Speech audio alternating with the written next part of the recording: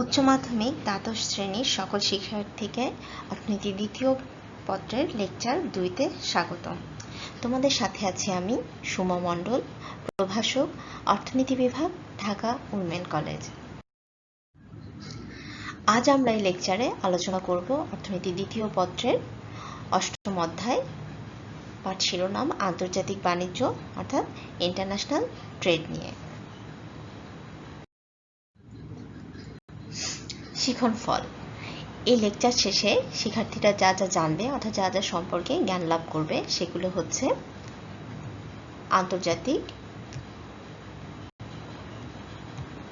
আন্তর্জাতিক বাণিজ্যের ধারণা ব্যাখ্যা করতে পারবে তারা, অভ্যন্তরীণ ও আন্তর্জাতিক বাণিজ্যের মধ্যে পার্থক্য আলোচনা করতে পারবে, আন্তর্জাতিক বাণিজ্যের গুরুত্ব অনুধাবন করতে পারবে, বাংলাদেশের আমদানি দ্রব্যসমূহ সম্পর্কে ধারণা লাভ করতে পারবে এবং বাংলাদেশের রপ্তানি দ্রব্যসমূহ সম্পর্কে ধারণা লাভ করতে পারবে। আন্তর্জাতিক বাণিজ্য। দেখো এখানে একটি চিত্র রয়েছে।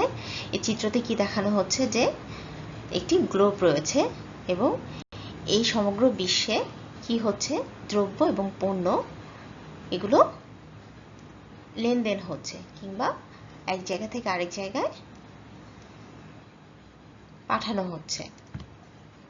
এখন দেখো আন্তর্জাতিক বাণিজ্য কোথা থেকে আসলো, এই ধারণাটির উদ্ভব কোথা থেকে। বর্তমান বিশ্বে দেখো কোনো দেশই কিন্তু দ্রব্য ও সেবা উৎপাদনে স্বয়ংসম্পূর্ণ নয়। এখন এই যে স্বয়ংসম্পূর্ণতা নেই, এই কারণেই কিন্তু বাণিজ্যবাদীদের চিন্তাধারা থেকেই বাণিজ্যের ধারণার উদ্ভব ঘটেছে। আন্তর্জাতিক বাণিজ্যের প্রথম সূত্রপাত ঘটে কোথায়? আফ্রিকা থেকে ইউরোপ ও আমেরিকায় দাস বিক্রির মাধ্যমে এবং পরবর্তীতে কি হয়, এটি বিকাশ লাভ করে ইংল্যান্ডের শিল্প বিপ্লবের মাধ্যমে এবং এর পরবর্তী সময়ে এর গতিবেগ বৃদ্ধি পায় এবং নতুন নতুন পণ্য ও উৎপাদন কৌশল বিভিন্ন দেশে রপ্তানি হয়। প্রয়োজনীয় যে দ্রব্য ও সেবাগুলো রয়েছে সেগুলো ভোগের জন্য এক দেশ থেকে অন্য দেশের সাথে দ্রব্য আমদানি রপ্তানি অর্থাৎ আদান প্রদান বা লেনদেনে দেশগুলো লিপ্ত হয়। এভাবেই কিন্তু আন্তর্জাতিক বাণিজ্যের উদ্ভব ঘটে। তাহলে আমরা দেখো কি বলতে পারি আন্তর্জাতিক বাণিজ্য বলতে আমরা কি বুঝি? দুই বা ততোধিক স্বাধীন ও সার্বভৌম দেশ, এদের মধ্যে পণ্য দ্রব্য সেবাকর্ম কি হবে, লেনদেন হবে। এই লেনদেন হওয়াটাকেই আমরা বলি আন্তর্জাতিক বাণিজ্য। যেহেতু সমগ্র বিশ্বে দুটি দেশের মধ্যে কিংবা ততোধিক দেশের মধ্যে এই লেনদেন হচ্ছে, এই কারণে এটা হচ্ছে আন্তর্জাতিক বাণিজ্য। যেমন ধরো আমরা উদাহরণস্বরূপ কি বলতে পারি, বাংলাদেশ খাদ্যে স্বয়ংসম্পূর্ণ নয়। এক্ষেত্রে আমরা কি করি, কিছু কিছু খাদ্যশস্যের ক্ষেত্রে আমরা পার্শ্ববর্তী দেশ ভারত থেকে খাদ্যদ্রব্য বা খাদ্যশস্য আমদানি করি। এটি কিন্তু আন্তর্জাতিক বাণিজ্যের অন্তর্গত। আবার কিছু ইলেকট্রনিক্যাল জিনিস সেগুলো আমরা কি করি, সেগুলো আমরা চীন থেকে আনি। আবার দেখা যায় যে এই সমস্ত দেশ যে দ্রব্য বা সেবাগুলো পণ্যগুলো উৎপাদনে সক্ষম নয়, তখন তারা কিন্তু আবার বাংলাদেশ থেকে আমদানি করে, অর্থাৎ বাংলাদেশ তখন বিশ্বের বিভিন্ন দেশে রপ্তানি করে থাকে পণ্যদ্রব্য সেবাকর্ম। তাহলে দেখো এভাবেই কিন্তু কি হচ্ছে, আন্তর্জাতিক বাণিজ্য সংগঠিত হচ্ছে। দেখো এখানে অভ্যন্তরীণ বাণিজ্য ও আন্তর্জাতিক বাণিজ্য। আমরা একটু আগেই আন্তর্জাতিক বাণিজ্য সম্পর্কে ধারণা পেলাম। এখন অভ্যন্তরীণ বাণিজ্য কিন্তু বাণিজ্য। অভ্যন্তরীণ মানে কি, অর্থাৎ অভ্যন্তরীণ বলতে আমরা কি বুঝি? অভ্যন্তরীণ হচ্ছে ভেতরে, কোনো কিছুর ভেতরে। আমরা এখানে অভ্যন্তরীণ বলতে একটি দেশের সীমানার ভেতরে বোঝাচ্ছি।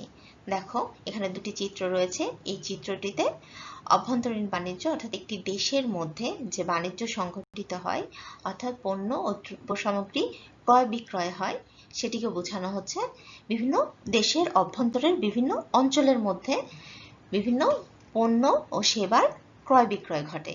কিসের ক্ষেত্রে? অভ্যন্তরীণ বাণিজ্যের ক্ষেত্রে। আবার অপরদিকে আমরা একটু আগে কি জেনেছি, দেখো আন্তর্জাতিক বাণিজ্যের ক্ষেত্রে কি হয়, বিশ্বের যে কোনো স্বাধীন ও সার্বভৌম দুটি দেশের মধ্যে পণ্য ও সেবাকর্মের লেনদেন হয়। দেখো এখন তাহলে আমরা কি দেখছি যে আসলে অভ্যন্তরীণ বাণিজ্য এক ধরনের বাণিজ্য, কিন্তু আন্তর্জাতিক বাণিজ্য যেমন দেশের সীমানার বাইরে দুই বা ততোধিক দেশের মধ্যে সংঘটিত হয়, অভ্যন্তরীণ বাণিজ্য কিন্তু সেরকম নয়। অভ্যন্তরীণ বাণিজ্য দেশের অভ্যন্তরে দেশের সীমানার মধ্যে বিভিন্ন অঞ্চলের ভেতরে পণ্য সামগ্রী ও সেবাকর্ম ক্রয় বিক্রয় হয়। এখন দেখো অভ্যন্তরীণ বাণিজ্য আন্তর্জাতিক বাণিজ্য সম্পর্কে তো আমরা ধারণা পেলাম, তাহলে তো আমরা বুঝতে পারলাম যে অভ্যন্তরীণ বাণিজ্য ও আন্তর্জাতিক বাণিজ্যের মধ্যে কিছু পার্থক্য রয়েছে, অর্থাৎ এই ধারণা দুটি এক নয়, এর ভেতরে কিছু পার্থক্য বিদ্যমান। এখন দেখো এখানে কিছু পার্থক্যের বিষয় দেওয়া হয়েছে, যেমন সংজ্ঞা, ভৌগোলিক সীমা, মুদ্রা ও ব্যাংক ব্যবস্থা, সরকারি নীতি, বাণিজ্য নীতি, নিয়ন্ত্রণ, উৎপাদন ব্যবস্থা, পরিবহন ও বীমা, রাজনৈতিক প্রভাব, পৃথক জাতীয় সরকার ইত্যাদি। তাহলে আমরা এখন দেখি আসলে এই বিষয়গুলোর মাধ্যমে আমরা কি কি পার্থক্য খুঁজে পাই অভ্যন্তরীণ বাণিজ্য ও আন্তর্জাতিক বাণিজ্যের মধ্যে। দেখো সংজ্ঞা, সংজ্ঞার ক্ষেত্রে আমরা কি বলতে পারি, অর্থাৎ অভ্যন্তরীণ বাণিজ্য বলতে কি বুঝি, আন্তর্জাতিক বাণিজ্য বলতে আমরা কি বুঝি। দেখো অভ্যন্তরীণ বাণিজ্য কি, একই দেশের বিভিন্ন অঞ্চলের মধ্যে যখন দ্রব্য ও সেবার বিনিময় হবে অর্থাৎ লেনদেন হবে তখনই হচ্ছে সেটা অভ্যন্তরীণ বাণিজ্য। অপরদিকে দেখো আন্তর্জাতিক বাণিজ্য কি হয়, সমগ্র বিশ্বে বিভিন্ন সার্বভৌম দেশের মধ্যে দ্রব্য ও সেবার যে বিনিময় বা লেনদেন হয় সেটিকেই আমরা বলি আন্তর্জাতিক বাণিজ্য। ভৌগোলিক সীমা, দেখো ভৌগোলিক সীমার কথা যদি বলি তাহলে অভ্যন্তরীণ বাণিজ্যে ভৌগোলিক সীমা অর্থাৎ একটি দেশের যে নির্দিষ্ট সীমা থাকে সেই সীমানা অতিক্রম হয় না। অপরদিকে আন্তর্জাতিক বাণিজ্যে কিন্তু একটি দেশের নির্দিষ্ট সীমানা অতিক্রম করে বিশ্বের অন্য আরেকটি দেশের সাথে বাণিজ্য সম্পর্ক স্থাপন করা হয়। মুদ্রা ও ব্যাংক ব্যবস্থা, অভ্যন্তরীণ বাণিজ্যের ক্ষেত্রে মুদ্রা ও ব্যাংক ব্যবস্থার কোনো পার্থক্য বা অসুবিধার সৃষ্টি হয় না, কেননা এটি একটি দেশের অভ্যন্তরে হয়।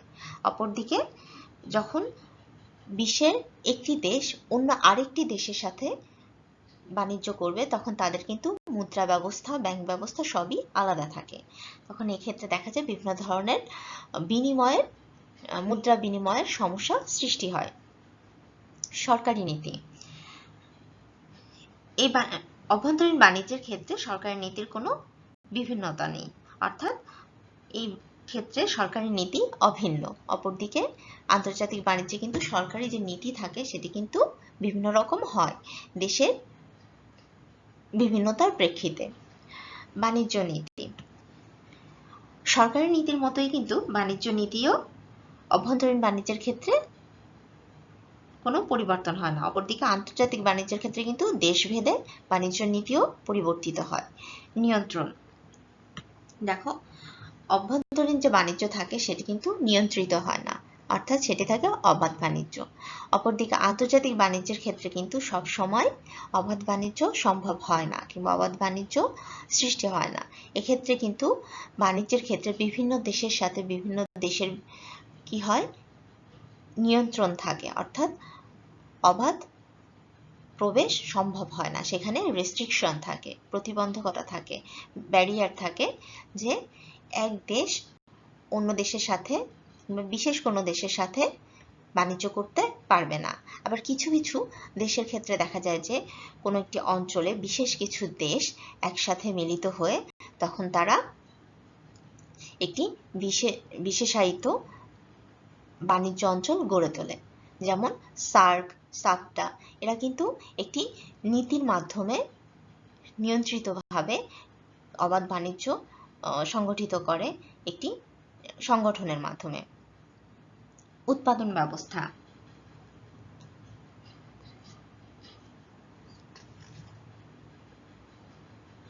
দেখো অভ্যন্তরীণ বাণিজ্যের ক্ষেত্রে যখন একই দেশের ভেতরে কারখানা আইন, শ্রম, রাজস্ব নীতি যখন একই হয় তখন উৎপাদন ব্যবস্থাও একই রকম থাকে। কিন্তু পক্ষান্তরে দেখো যখন আন্তর্জাতিক বাণিজ্যের ক্ষেত্রে আমরা বলবো এটি, তখন কিন্তু বিভিন্ন দেশের উৎপাদন ব্যবস্থা, বিভিন্ন দেশের যে কারখানার আইন, শ্রম আইন, রাজস্ব নীতি এগুলো কিন্তু বিভিন্নতা থেকে থাকে। পরিবহন ও বীমা। অভ্যন্তরীণ বাণিজ্যে পরিবহন ব্যয় তুলনামূলক কম থাকে এবং এক্ষেত্রে কিন্তু বীমা ব্যবস্থা বাধ্যতামূলক হয় না। অপরদিকে দেখো, যখন আন্তর্জাতিক বাণিজ্য হয় তখন কিন্তু এক দেশ থেকে আরেক দেশে কিংবা একটি দূরের দেশে যেতে হলে পরিবহন খরচও বেশি হয় এবং সেক্ষেত্রে বাণিজ্যের সিকিউরিটির জন্য বীমা একান্ত আবশ্যক হয়। রাজনৈতিক প্রভাব। অভ্যন্তরীণ বাণিজ্যের তেমন কোনো রাজনৈতিক প্রভাব থাকে না, কিন্তু আন্তর্জাতিক বাণিজ্যের ক্ষেত্রে কি হয়, প্রায় রাজনৈতিক প্রভাব মোকাবেলা করতে হয় প্রত্যেকটি দেশকে। পৃথক জাতীয় সরকার ইত্যাদি। দেখো, পৃথক জাতীয় সরকার অর্থাৎ প্রত্যেক দেশে কিন্তু নিজ নিজ জাতীয় সরকার দ্বারা পরিচালিত হয়, তাই অভ্যন্তরীণ বাণিজ্যের ক্ষেত্রে কিন্তু পৃথক নীতির প্রয়োজন নেই। অপরদিকে দেখো, আন্তর্জাতিক বাণিজ্যের ক্ষেত্রে কিন্তু দুই বা ততোধিক দেশ, সমগ্র বিশ্বের দুই বা ততোধিক দেশ বাণিজ্যে লিপ্ত হচ্ছে। ফলে কি হচ্ছে, দেখো, যে দেশগুলো বাণিজ্য করছে তাদের কিন্তু জাতীয় সরকার পৃথক হয়, অর্থাৎ ভিন্ন হয়। এই ভিন্নতার কারণে কি হয়, বাণিজ্যের ক্ষেত্রেও ভিন্নতা সৃষ্টি হয় এবং স্বাধীন নীতি, তারা এক একটি দেশ তাদের বাণিজ্যের ক্ষেত্রে স্বাধীন নীতি অনুসরণ করতে পারে। এখন দেখো, আমরা তাহলে দেখলাম কি, যে এই যে ভিত্তি রয়েছে বা কিছু বিষয় রয়েছে, এই বিষয়গুলোর মাধ্যমে আমরা অভ্যন্তরীণ বাণিজ্য এবং আন্তর্জাতিক বাণিজ্যের মধ্যে কিছু পার্থক্য খুঁজে পেলাম এবং আমরা বুঝতে পারলাম যে এই দুই ধরনের বাণিজ্য এক নয়, দুই ধরনের বাণিজ্যের মধ্যে ভিন্নতা রয়েছে। আন্তর্জাতিক বাণিজ্যের গুরুত্ব। আন্তর্জাতিক বাণিজ্যের দেখো বিভিন্ন ক্ষেত্রে অনেক গুরুত্ব রয়েছে, অর্থাৎ এর গুরুত্ব অপরিসীম। আর এটি কিন্তু একটি দেশের সম্পদ বৃদ্ধিতে, অর্থনৈতিক উন্নয়নকে বিভিন্নভাবে প্রভাবিত করে। এখন আমরা বিভিন্ন পয়েন্টের মাধ্যমে দেখতে পারি যে আন্তর্জাতিক বাণিজ্য কিভাবে কোনো একটি দেশের অর্থনৈতিক উন্নয়নের ক্ষেত্রে গুরুত্বপূর্ণ কিংবা সমগ্র বিশ্বের অর্থনৈতিক উন্নয়নের ক্ষেত্রে এটি গুরুত্বপূর্ণ। যেমন ধরো, সম্পদের উত্তম ব্যবহার। আন্তর্জাতিক বাণিজ্যের মাধ্যমে উন্নত যন্ত্রপাতি, প্রযুক্তিবিদ্যা ইত্যাদি আমদানির ফলে কি হয়, একটি দেশ তাদের নিজেদের প্রাকৃতিক সম্পদগুলোর সর্বোত্তম ব্যবহার করতে পারে। এর ফলে কি হয়, তাদের উৎপাদনও বৃদ্ধি পায়। উৎপাদন বৃদ্ধি। যখন তারা তাদের মোট উৎপাদন বৃদ্ধি করতে পারে একটি দেশ, কিন্তু শুধু তাদের উৎপাদনে কিন্তু তাহলে বৃদ্ধি পাচ্ছে না, সমগ্র বিশ্বের যে মোট উৎপাদন সেটিও কিন্তু বৃদ্ধি পাচ্ছে। উদ্বৃত্ত পণ্য রপ্তানি। একটি দেশ যে পণ্য উৎপাদন করে বা সেবাকর্ম উৎপাদন করে, সেক্ষেত্রে দেখা যায় কিছু কিছু দেশ বিশেষ কিছু দ্রব্য বা পণ্য উৎপাদনে বিশেষায়িত থাকে। তার মানে তারা সেই দ্রব্য, তাদের যা চাহিদা থাকে তার থেকে বেশি উৎপাদন করে থাকে। তো এই যে উদ্বৃত্ত পণ্য থাকে, এই উদ্বৃত্ত পণ্য ওই দেশটি যদি যে দেশের ওই দ্রব্যের ঘাটতি থাকে বা পণ্যের ঘাটতি থাকে তাদের কাছে বাণিজ্য করে কিংবা রপ্তানি করে, তাহলে কি হয়, তারা অনেক বেশি বৈদেশিক মুদ্রা অর্জন করতে পারে। অর্থাৎ তারা তাদের যে উদ্বৃত্ত পণ্য রয়েছে সেটা অন্য দেশে রপ্তানি করে বৈদেশিক মুদ্রা অর্জন করে দেশের অর্থনীতিকে উন্নয়নের দিকে ত্বরান্বিত করতে পারে। আন্তর্জাতিক সহযোগিতা বৃদ্ধি। যখন দুই বা ততোধিক দেশের মধ্যে, বিশ্বের দুই বা ততোধিক দেশের মধ্যে বাণিজ্য সংঘটিত হয়, তখন শুধু সেটি একটি বাণিজ্য নয় কিংবা পণ্য ও সেবার লেনদেন নয়, এই পণ্য সেবা লেনদেনের সাথে সাথে কি হয়, দুটি দেশের মধ্যে সহযোগিতার সম্পর্ক তৈরি হয়। তাহলে আমরা কি বলতে পারি, এর মাধ্যমে কি হয়, আন্তর্জাতিক যে সহযোগিতা, এই দেশগুলোর মধ্যে সেই সহযোগিতা বৃদ্ধি পায়। জরুরি অবস্থা মোকাবেলা। দেখো, যখন কোনো দেশ জরুরি অবস্থা মোকাবেলা করার সময় হয়, তখন দেখা যায় যে যদি তার কোনো দেশের সাথে বাণিজ্যিক সম্পর্ক ভালো থাকে, তখন সেই জরুরি অবস্থায় কিন্তু সেই দেশগুলো তাদের এই অবস্থা মোকাবেলা করার জন্য তারা বিভিন্নভাবে সাহায্য সহযোগিতা করে থাকে। মানব সম্পদ রপ্তানি। দেখো, মানব সম্পদ রপ্তানি কিন্তু একটি গুরুত্বপূর্ণ কাজের মধ্যে পড়ে আন্তর্জাতিক বাণিজ্যের মধ্যে। আন্তর্জাতিক বাণিজ্যের ফলে কিন্তু একটি দেশের মানব সম্পদ অন্য একটি দেশে রপ্তানি করা সম্ভব হয়। কিছু কিছু দেশে দেখা যায় যে তারা শ্রম নির্ভর, আবার কিছু কিছু দেশে দেখা যায় যে তারা মূলধন নির্ভর। যাদের মূলধন আছে কিন্তু শ্রমের ঘাটতি থাকে, তারা কি করে, যে সমস্ত দেশের শ্রম অর্থাৎ শ্রমিক বেশি থাকে সেই সমস্ত দেশ থেকে মানব সম্পদ আমদানি করতে পারে। অর্থাৎ যাদের শ্রমিক বেশি থাকে, মানব সম্পদ বেশি থাকে, তারা অতিরিক্ত বা উদ্বৃত্ত মানব সম্পদ অন্য দেশে রপ্তানি করে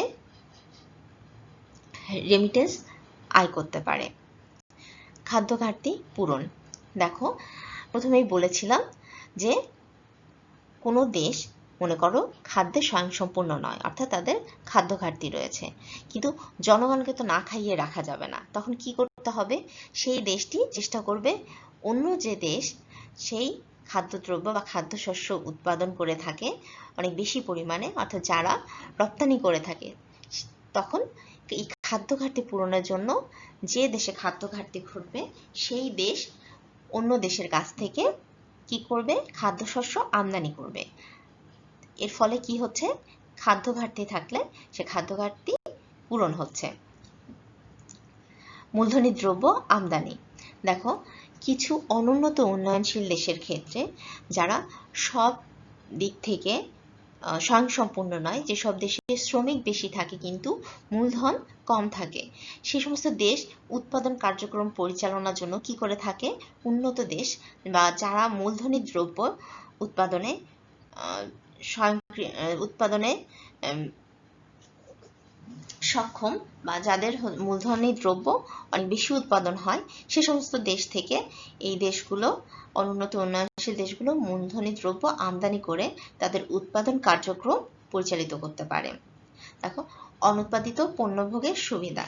এটি কিন্তু আন্তর্জাতিক বাণিজ্যের আরো একটি গুরুত্বপূর্ণ সুবিধা।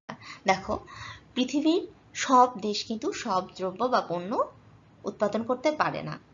বিভিন্ন দেশের বিভিন্ন পরিবেশ রয়েছে, বিভিন্ন ধরনের ভূপ্রাকৃতিক অবস্থা রয়েছে, বৈশিষ্ট্য রয়েছে। এক্ষেত্রে কি হয়, দেখো, একটি দেশ যে পণ্য উৎপাদন করতে পারে না, যদি আন্তর্জাতিক বাণিজ্য না থাকতো তাহলে সেই দেশ কি সেই পণ্য ভোগ করতো না?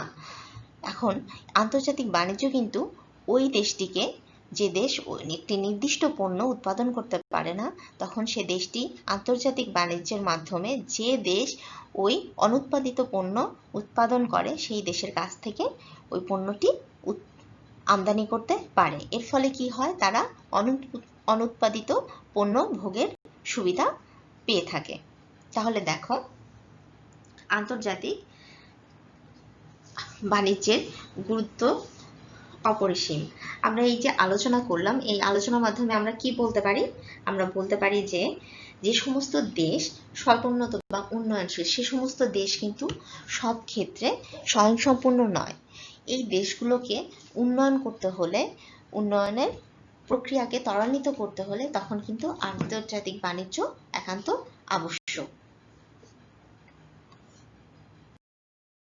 বাংলাদেশের আমদানি দ্রব্যসমূহ।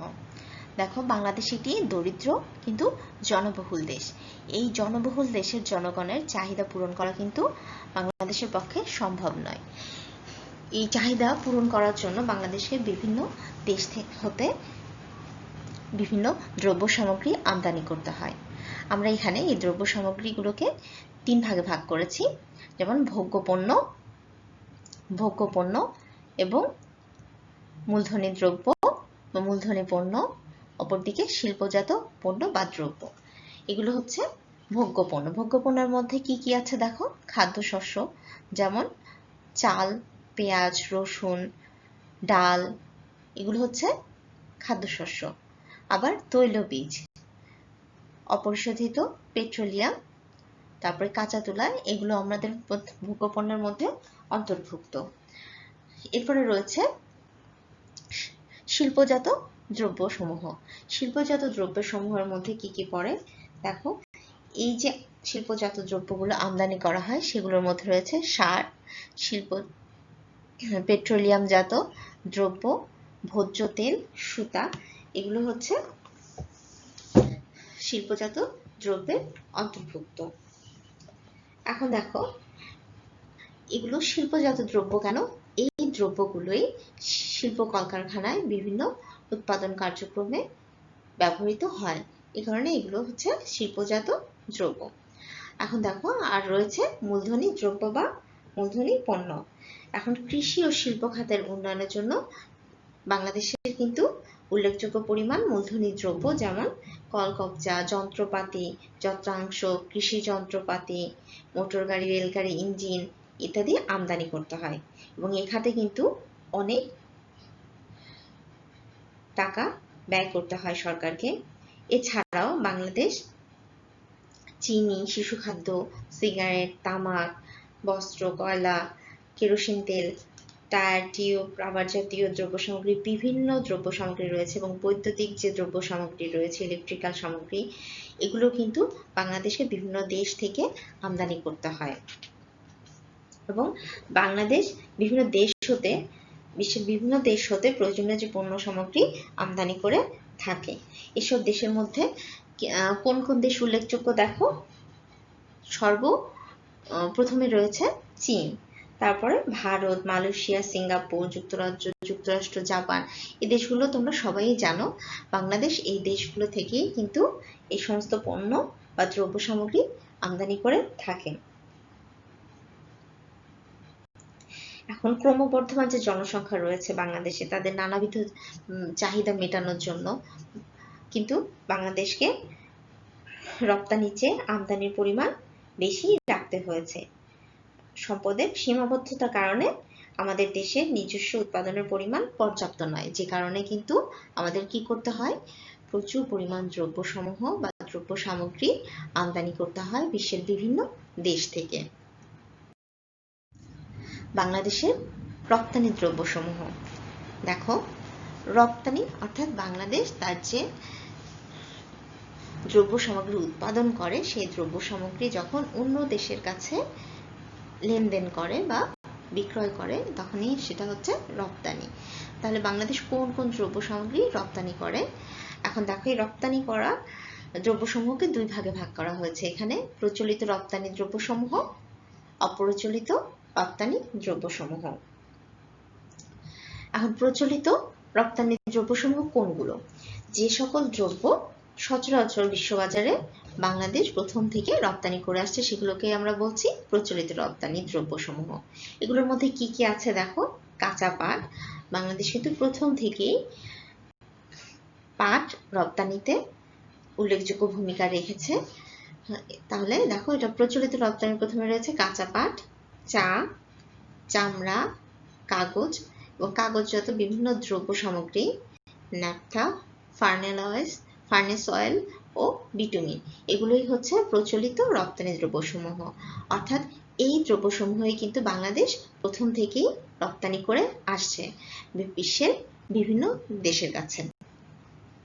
আবার দেখো রপ্তানি দ্রব্যসমূহের মধ্যে কিন্তু বর্তমানে আরো কিছু রপ্তানি দ্রব্য রয়েছে, সেগুলোকে আমরা বলছি অপ্রচলিত রপ্তানি দ্রব্যসমূহ। অর্থাৎ এই দ্রব্যগুলো কিন্তু বাংলাদেশ অতীতে রপ্তানি করতো না, বর্তমানে এই দ্রব্যগুলো রপ্তানি শুরু করেছে।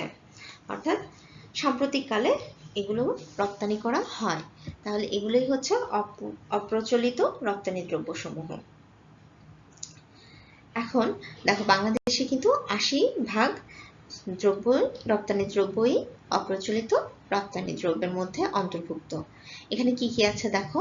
তৈরি ও হুঁশিয়ারি পোশাক, পোশাক শিল্প অর্থাৎ তৈরি পোশাকের ক্ষেত্রে কিন্তু বাংলাদেশ রপ্তানি করে তৈরি পোশাক বাইরের দেশগুলোতে প্রচুর পরিমাণে বৈদেশিক মুদ্রা অর্জন করছে। এটি কিন্তু অতীতে ছিল না। সাম্প্রতিককালে তৈরি ও হুঁশিয়ারি পোশাক গুরুত্বপূর্ণ ভূমিকা রাখছে দেশের অর্থনৈতিক উন্নয়নে কিংবা জাতীয় আয় বৃদ্ধিতে। এরপর দেখো হিমায়িত খাদ্য। বাংলাদেশের অপর একটি প্রধান রপ্তানিজাত দ্রব্য কিন্তু হিমায়িত খাদ্য। এটিও সাম্প্রতিককালে বাংলাদেশ শুরু করেছে। শাকসবজি ও ফলমূল, তারপরে দেখো হস্তশিল্পজাত দ্রব্য, অর্থাৎ বিশ্বের বাজারে বাংলাদেশের কিন্তু হস্তশিল্পের যথেষ্ট সুখ্যাতি রয়েছে। বিভিন্ন ধরনের হাতে তৈরি কার্পেট, অলংকার, তারপর পাটজাত যে দ্রব্য সামগ্রী রয়েছে যেগুলো হাতে তৈরি করা হয় বিভিন্ন গ্রাম অঞ্চলে, সেই সমস্ত হস্তশিল্পজাত দ্রব্য কিন্তু অপ্রচলিত রপ্তানি দ্রব্যের অন্তর্ভুক্ত, এবং বর্তমানে কিন্তু প্রচুর পরিমাণে হস্তশিল্পজাত দ্রব্য বিদেশে রপ্তানি হয়, এবং বিদেশে বা বহির্বিশ্বে কিন্তু হস্তশিল্পজাত দ্রব্যের বিশাল একটি বাজার সৃষ্টি হয়েছে। টেরিটাওয়েল ও বিশেষায়িত টেক্সটাইল। বাংলাদেশের রপ্তানি বাণিজ্যে টেরিটাওয়েল ও স্পেশালাইজড যে অর্থাৎ বিশেষায়িত যে টেক্সটাইল, এটি কিন্তু নতুন সংযোজিত। এই খাতে কিন্তু রপ্তানির পরিমাণ ক্রমান্বয়ে বৃদ্ধি পাচ্ছে, এবং 2014-15 অর্থ বছরে এই খাতে কিন্তু 107 মিলিয়ন মার্কিন ডলার বাংলাদেশ আয় করেছে। তারপরে দেখো জুতাও কিন্তু সম্প্রতিকালে নতুনভাবে সংযোজিত হয়েছে রপ্তানি দ্রব্যসমূহের মধ্যে। এরপর সিরামিক সামগ্রী। বাংলাদেশ বর্তমানে প্রচুর পরিমাণে সিরামিক সামগ্রী রপ্তানি করে বিদেশি মুদ্রা আয় করছে। দেখো, অপ্রচলিত রপ্তানি দ্রব্যসমূহের মধ্যে কিন্তু আরো বিভিন্ন ধরনের অপ্রচলিত দ্রব্যসমূহ রয়েছে, যেমন পেট্রোলিয়াম উপজাত, দিয়াশলাই, গুড়, পার্টেক্স, রেয়ন, ইঞ্জিনিয়ারিং দ্রব্যাদি, বই পুস্তক, তারপরে রেশম ইত্যাদি। এগুলো কিন্তু অপ্রচলিত রপ্তানি দ্রব্যসমূহের মধ্যে পড়ে। তাহলে বাংলাদেশ এই প্রচলিত এবং অপ্রচলিত যে রপ্তানি দ্রব্যসমূহ রয়েছে এগুলোই বহির্বিশ্বে রপ্তানি করে থাকে। দেখো, আমাদের আজকের লেকচার এ পর্যন্তই, কিন্তু আমরা এই লেকচারের শেষে তোমাদের মূল্যায়নের জন্য একটি উদ্দীপক রেখেছি। দেখো, এ দেশ তার নিজস্ব সম্পদ ব্যবহার করে দ্রব্য উৎপাদন করে এবং দেশের অভ্যন্তরে বিভিন্ন অঞ্চলে ক্রয় বিক্রয় করে। বি দেশ তার উৎপাদিত পণ্য নিজ দেশ ছাড়াও বিশ্বের অন্যান্য বাজারে বিক্রয় করে এবং দেশের ঘাটতি পূরণে অন্য দেশের পণ্য নিজ দেশের জন্য ক্রয় করে। ফলে কি হচ্ছে? ফলে বি দেশের সম্পদের পূর্ণ ব্যবহার হয় এবং ভোক্তারাও বিভিন্নভাবে উপকৃত হয়। এখন দেখো, এই উদ্দীপকের মাধ্যমে তোমরা এই নিম্নোক্ত প্রশ্নগুলি সমাধানের চেষ্টা করবে। আন্তর্জাতিক বাণিজ্য বলতে কি বোঝায়? এ ও বি দেশের বাণিজ্যের মধ্যে কোনো পার্থক্য আছে কি? উদ্দীপকের আলোকে সেটা বিশ্লেষণ করো। অর্থনৈতিক উন্নয়নে বি দেশের বাণিজ্যের গুরুত্ব কতটুকু বলে তুমি মনে করো? আজকের লেকচার, আশা করি তোমরা সুস্থ থাকবে, ভালো থাকবে, বাড়িতে সঠিকভাবে পড়াশোনা করবে। সবাই ভালো থেকো, সবাইকে ধন্যবাদ।